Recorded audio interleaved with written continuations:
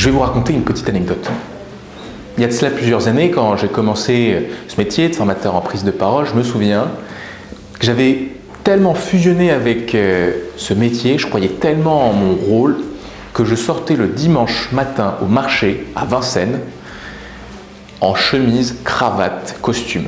Et c'est pas des blagues, hein, je sortais vraiment au marché en chemise, cravate, costume.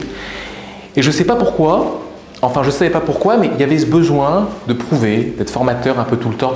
Bref, j'avais fusionné avec mon cadre de référence. Et fusionner avec son cadre de référence, c'est le premier écueil dans lequel vous pouvez tomber quand vous maniez cette théorie du cadre. Certaines personnes sont sérieuses. Et vu que je suis sérieux, je suis toujours monsieur parfait. Certaines personnes sont banales. Et vu que je suis banal, je suis toujours monsieur normal. Certaines personnes sont cool. Et vu que je suis cool, je suis monsieur cool. Et certaines personnes font ce qu'elles veulent, elles sont extraverties et donc elles sont monsieur, madame libre. Bon, monsieur, madame, on est d'accord.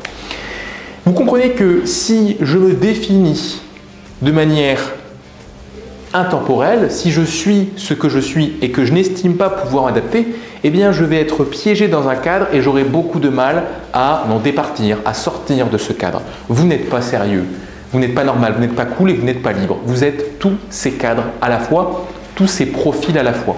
Mais vous mettez un peu en avant l'un de ces profils et peut-être que l'habitude vous a forcé à être monsieur parfait. Peut-être que l'habitude vous a forcé à être monsieur libre ou monsieur cool. Gardez cette distance avec votre personnalité.